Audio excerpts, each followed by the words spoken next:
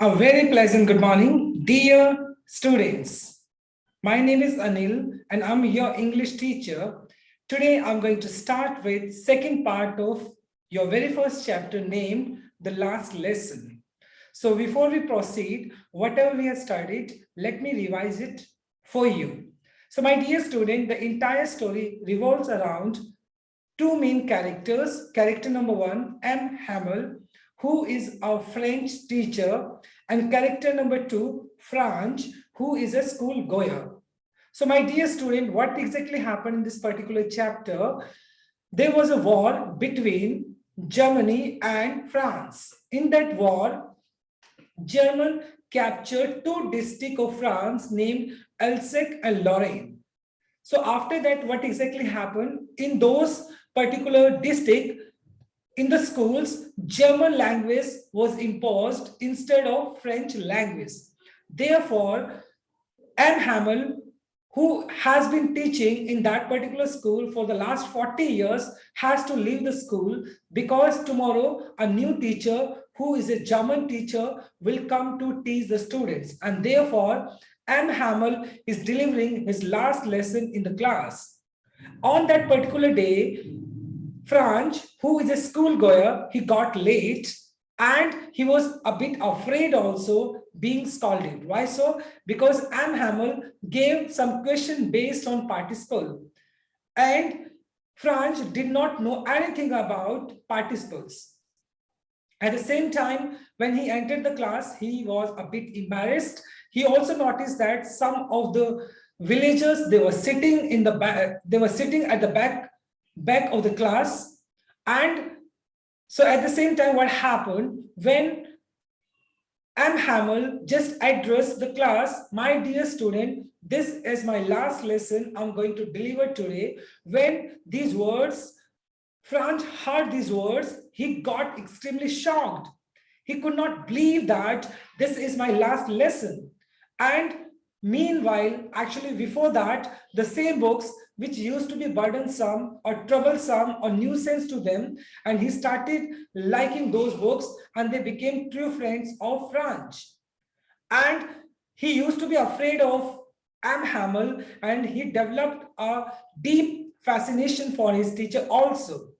And his teacher said, I am going to deliver my last lesson today. So therefore, we have studied this much now. And now we will start with the second part. And on that particular day, M. Hamel was wearing a special dress. And generally, M. Hamel used to wear that dress on inspection day, result day, or prize day. So now Franz understood why M. Hamel was wearing that specific dress or code on that particular day. I think he was wearing that particular dress code on that day to show in respect or in honor of his profession. So now let us start this particular session in detail, part number 2 of the last lesson. अब हम इसका second part को study करने वाले हैं. So give me 1 second and let me start. Yes, so this is second part. The last lesson ये लिखा है एल्फनॉस डुडेट ने लिखा है.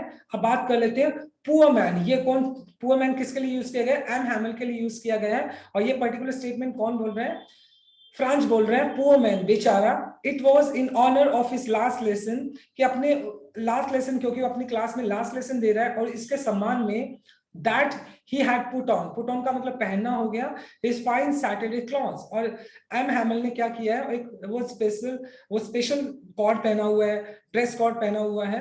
And how I understood at the same time, जो फ्रांस है उसको समझ में भी आता है why the old man of the village was sitting there in the back benches of the room.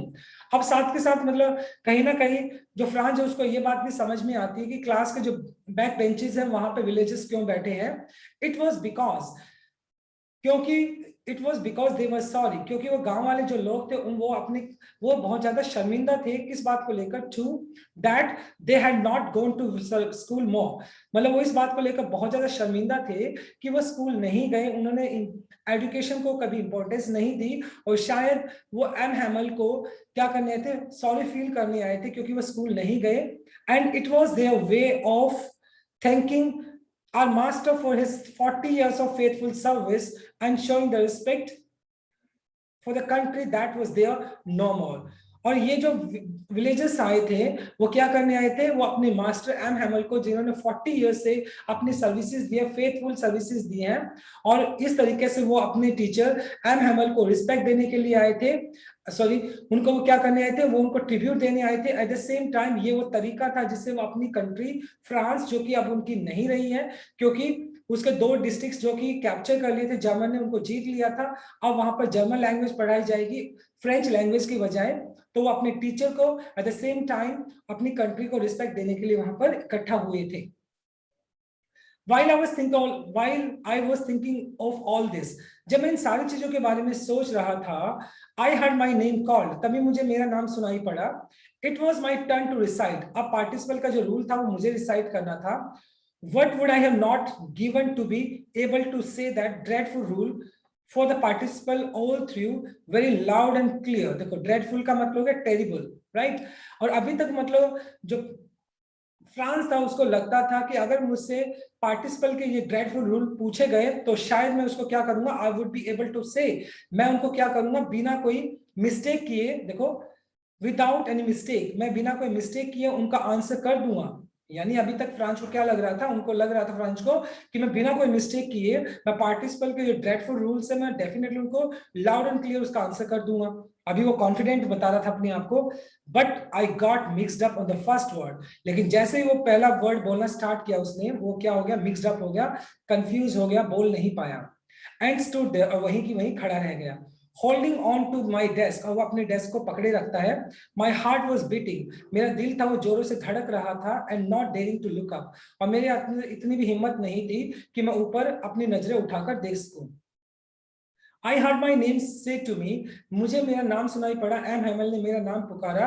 I won't scold you, और वो कहता है कि मैं आपको स्कॉल्ड नहीं करूंगा, मैं आपको डांटूंगा नहीं, little France, You must feel bad enough, आपको बुरा फील होना चाहिए। See how it is every day we have said to ourselves, कि देखना चाहिए कि हम अक्सर हर दिन हम अपने आप को मतलब क्या करते हैं, हम अपने आप को कॉम्प्रोमाइज करते हैं, हम बहाने देते हैं। क्या, वाह, वाह, वाह मतलब वाह, I have plenty of time, कि हमारे पास बहुत सारा टाइम, अभी तो सीख लेंगे हम अक्सर ये बहाने देते रहते हैं कि हमारे पास प्लेंटी ऑफ टाइम है, हम आज नहीं कल सीख लेंगे, इस तरीके से I will learn it tomorrow, और ये अक्सर हम बहाने देते रहते हैं, I will learn it tomorrow, and now you see where we have come out, और इस तरीके से बहाने देते देते देख लो आज हम कहां पर पहुंच गए हैं। आह, पेनफुल एक्सप्रेशन है। दैट्स ग्रेट ट्रबल विद एलसेक, और एलसेक के लिए सबसे बड़ा ट्रबल और मुसीबत तो यही तो है।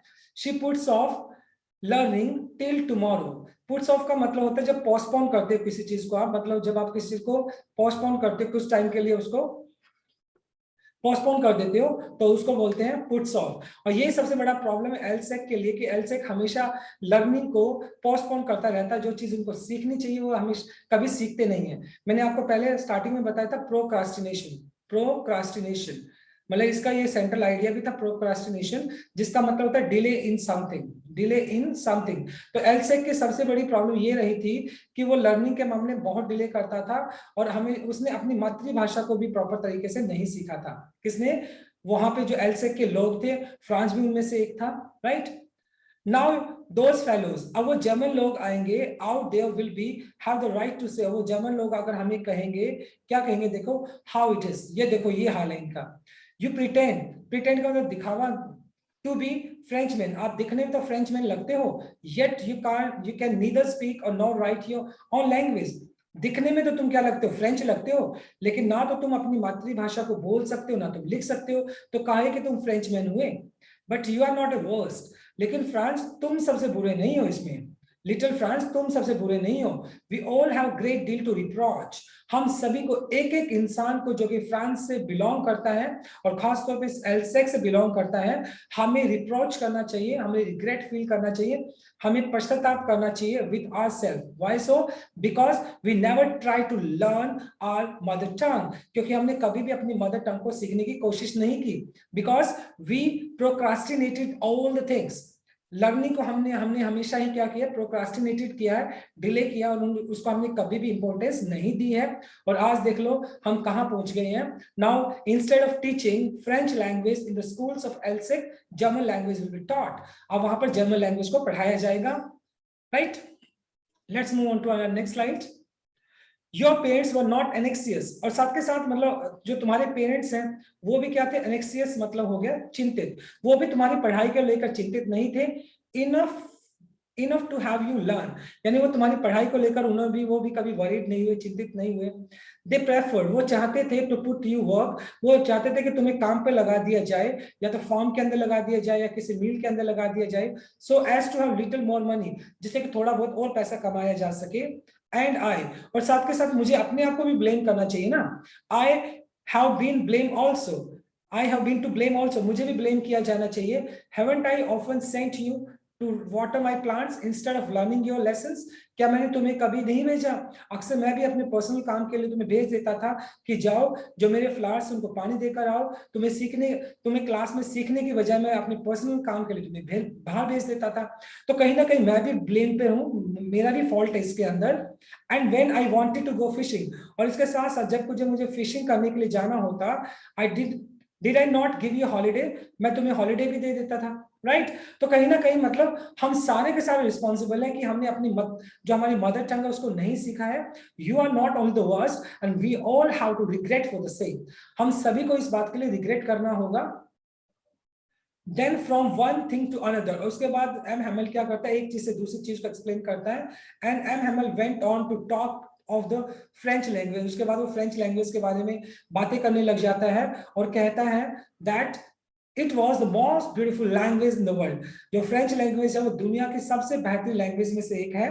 एंड द क्लियरेस्ट, बहुत साफ सुथरी, and the most logical, logical मतलब रीजनेबल, रीजनेबल का मतलब जो बिल्कुल आपका सोच विचार के हिसाब से थॉटफुल होती है, सबसे सुंदर लैंग्वेज और थॉटफुल लैंग्वेज है। We must guard it among us, और हमें बीइंग ट्रू फ्रेंच मैन हमें इसको क्या करना चाहिए, गार्ड करना चाहिए, हमें इसको प्रोटेक्ट करना चाहिए, हमारी जो हमारी मातृभाषा है अमंग अस, हमारे बीच। एंड नेवर फॉरगेट इट, और हमें इस लैंग्वेज को कभी नहीं भूलना चाहिए। Because when people are enslaved, जब कभी किसी लोगों को इंस्लेव्ड किया जाता है, दास बनाया जाता है, सब्जुगेट मतलब ऑप्रेस किया जाना, किसी को दबाना, सप्रेस करना, एक्सप्लॉइट करना या इंस्लेव करना, किसी को दास बनाना।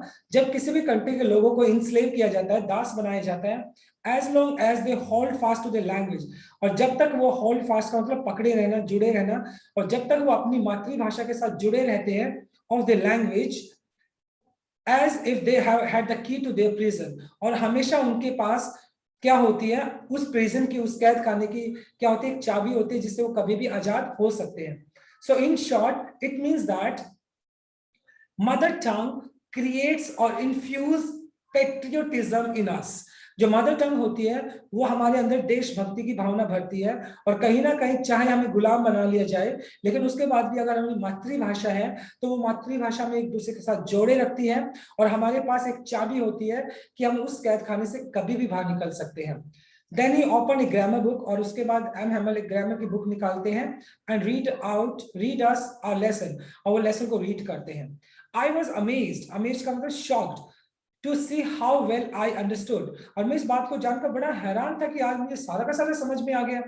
And all he said seemed so easy, और जो भी मतलब एम हैमल एक्सप्लेन कर रहे थे वो मुझे सारा का सारा क्या लग रहा था, बहुत आसान लग रहा था, सो इजी, बहुत ही आसान लग रहा था, और मुझे समझ भी आ रहा था। आई थिंक टू, और मुझे भी ऐसा लगा, मैंने भी ये सोचा शायद, I had never listen so carefully, और साथ के साथ मतलब उनको ऐसा लगता है, फ्रांस को ऐसा लगता है कि शायद मैंने भी इतनी केयरफुली, इतने पेशेंटली मैंने भी शायद कभी लेक्चर को पहले नहीं सुना, और इसकी वजह से मुझे आज ये लेसन बहुत अच्छे से समझ आ गया। And that he never explained everything with so much patience, और हो सकता है ये भी रीजन हो सकता है कि एम हैमल ने इससे पहले इतने पेशेंस के साथ कोई चीज एक्सप्लेन ना की हो, जिस वजह से आज मुझे वो चीज समझ में आई।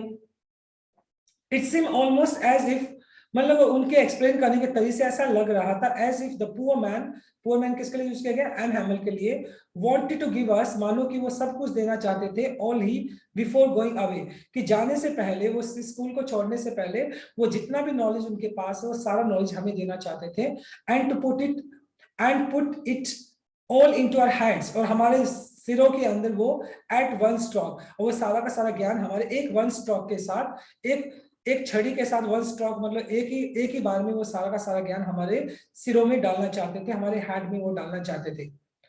आफ्टर ग्रामर के क्लास के बाद we had a lesson in writing, उसके बाद हमने राइटिंग में हमने क्या किया, राइटिंग का कोई लेसन किया।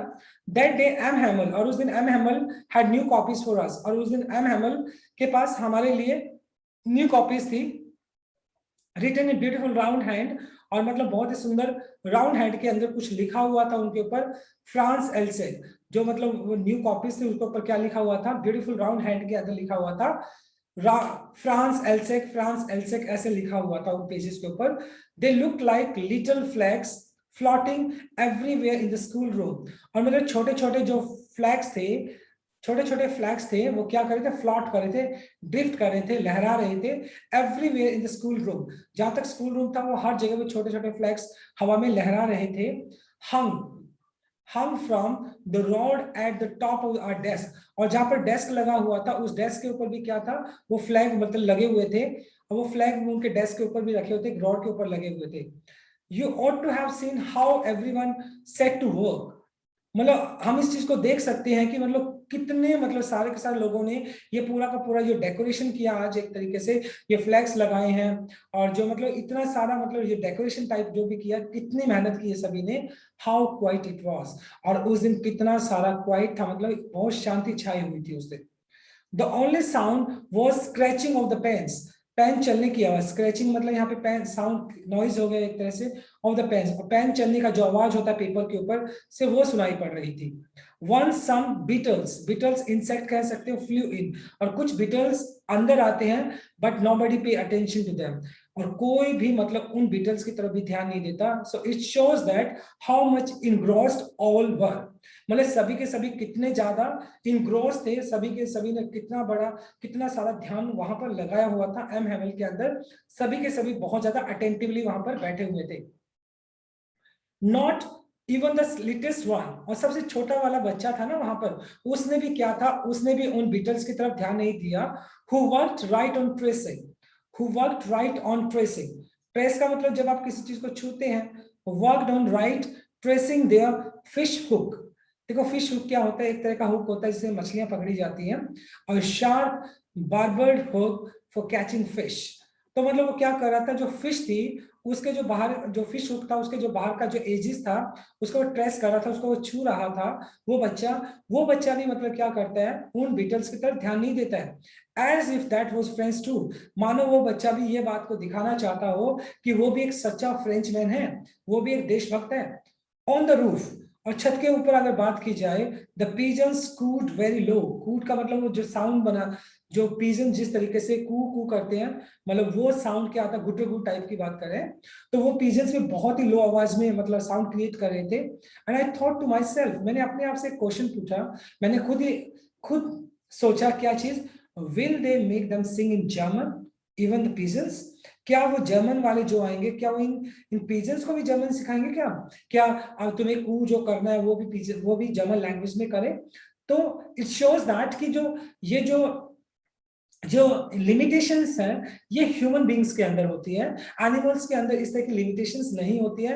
एनिमल्स के अंदर इस तरह का जो एक ग्रीड ऑफ पावर होता है, लस्ट ऑफ पावर होता है, वो नहीं होता है।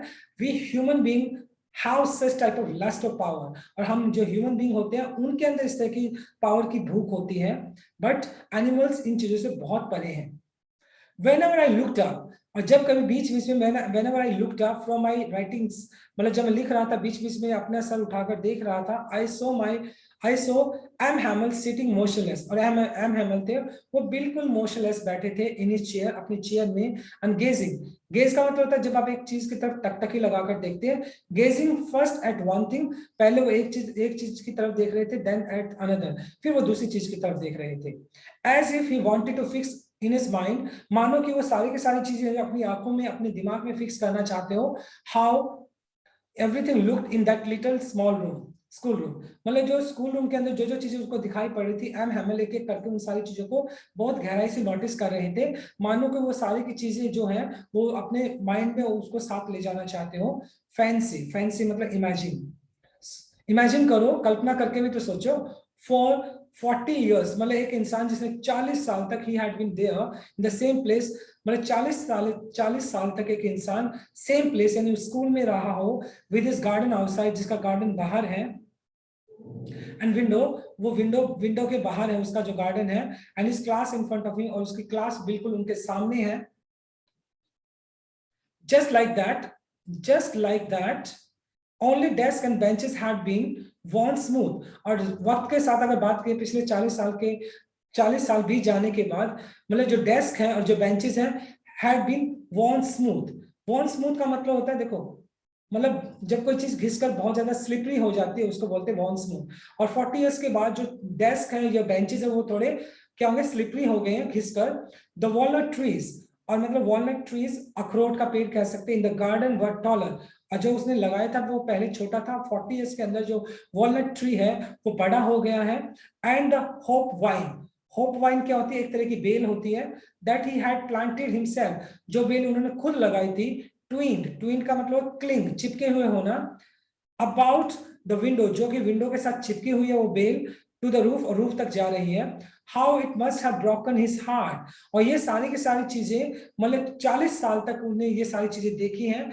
आप इस बात का अंदाजा लगा सकते हैं, how it may have broken his heart, उनका दिल किस तरीके से टूटा होगा, टू लिव इट ऑल, और इन सारी चीजों को छोड़कर जाते हुए। पुअर मैन, बेचारा, to hear his sister moving about in the room above, और जो उनकी सिस्टर होती है, जो एम हैमल की जो सिस्टर होती है, वो कुछ काम कर रही होती है ऊपर पैकिंग वगैरह का, तो जो पैकिंग करने की जो आवाजें आ रही होती है वो सुन पा रहा था वो। एंड दे ट्रंक्स, ट्रंक्स को पैक कर रही थी वो, for they must leave the country the next day, क्योंकि अगले दिन वो इस कंट्री को छोड़कर जाने वाले थे, राइट। तो you can imagine that how painful is this, and कितना पेनफुल रहा उस इंसान के लिए who provided his 40 year unconditional services to that particular school. Now he had to leave that school। मतलब 40 साल तक उन्होंने अपनी अनकंडीशनल सर्विसेज वहां पर दी, और अभी उनको वो स्कूल छोड़कर जाना होगा। So you can imagine how did his heart break into pieces, किस तरीके से उनका दिल टूटा होगा। But he had the courage to hear every lesson to the very last. लेकिन एम हैमल था, उसने इतना साहस जरूर था कि वो अपने लेसन को आखिरी तक सुन सके। इमोशनल तो हुए थे, लेकिन उसके बावजूद भी लास्ट तक वो जो भी उन्हें पढ़ाया उसने वो सारी चीजें हमसे सुनी। आफ्टर द राइटिंग के बाद we had a lesson in history, उसके बाद एम हैमल ने हिस्ट्री के बारे में यानी इतिहास के बारे में पढ़ाया। And the babies chanted, chanted का मतलब उच्चारण करना, दे बा बा बी बू बो, ये मतलब इस तरह का, मतलब उन्होंने क्या किया, हमें अल्फाबेट के बारे में समझाया, चांट किया हमने। Down there at the back of the room, और पीछे की तरफ अगर बात करें, पीछे बैक बेंच पे था जो ओल्ड हॉसर, वहां पे एक बुजुर्ग था, हॉसर नाम था उसका, जो बैठा हुआ था, had put on his spectacles, और उसने अपने स्पेक्टिकल्स लगा लिए थे। And holding his primer, primer क्या होता है, एन इंट्रोडक्टरी बुक, सबसे पहले जो बुक लगती है, उसने अपना प्राइमर खोला हुआ था इन बोथ हैंड्स, दोनों हाथों में, एंड स्पेल्ड द लेटर, और उसकी स्पेलिंग कर रहा था विद देम, मतलब क्या वो स्पेलिंग मतलब रीड आउट कर रहा था। You can see how he too was crying, his voice trembled with emotions, और मतलब देख सकते थे तुम लोग किस तरीके से वो रो रहा था, कौन, हौसर रो रहा था, और उसकी जो वॉइस है वो ट्रेमल कर रही थी, कांप रही थी विद इमोशन, इमोशन की वजह से उसकी जो आवाज है वो क्या कर रही थी, कांप रही थी, और वो बहुत ज्यादा रो रहा था, इमोशनल हो गया था।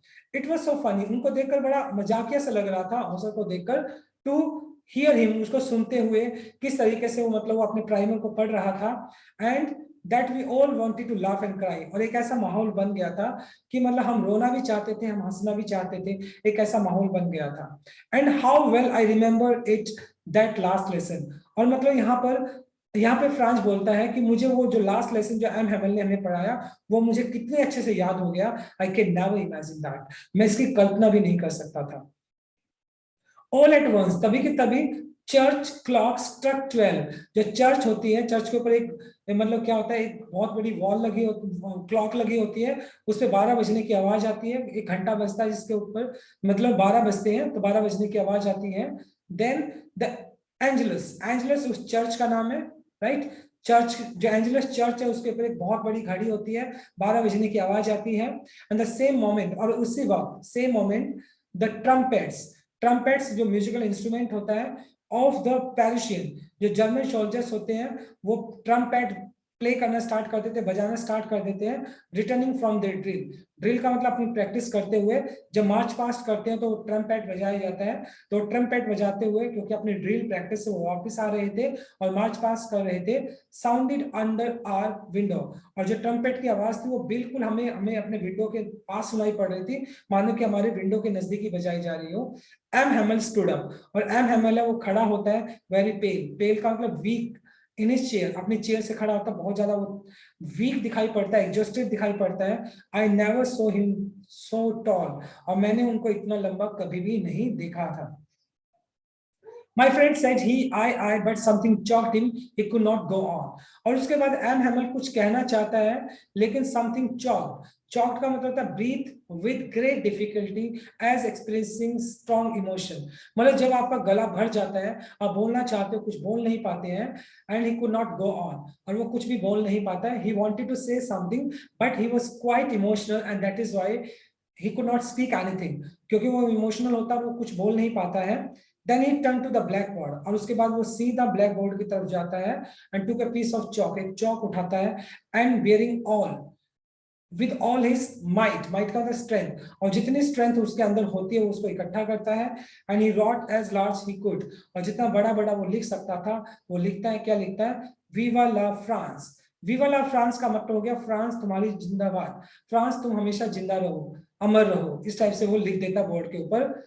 Then he stopped and leaned his head, leaned मतलब सामने टिका लेना, leaned his head against the wall, और उसके बाद वो क्या करता है, वो रुक जाता है और अपना सिर उस दीवार के साथ लगा लेता है, and without a word, और बिना कोई एक शब्द कहे, he made a gesture to, he gestured to us with his hand, और वो अपने हाथों से इशारा करके बोलता है, the school is dismissed, you may go now, और वो इशारा करता है कि स्कूल अब खत्म हुआ, you may go now, right? So this is the end of this particular chapter, my dear student. It's quite painful, it's quite emotional chapter, and sometimes what happens really, and the theme of this particular chapter depends on three particular concepts. The number one, we should protect our mother tongue. Number two, nationalism or patriotism. Number three, at the same time, never put off till tomorrow what you can do today, right now, right here, जिसका मतलब होता है procrastination, but delaying in something, हमें delay नहीं करना चाहिए, otherwise we will have the same kind of condition as France has today. जो France को इस तरह की प्रॉब्लम फेस करनी पड़ी, इसी तरह की प्रॉब्लम हमें भी फेस करनी पड़ सकती है जिंदगी के अंदर, right? So this is all about from this particular chapter. I try my best to simplify this chapter, right? I really think we have understood. So thank you very much and have a nice day. Tomorrow I'll come with another chapter. Till then, bye-bye, take care and have a nice day.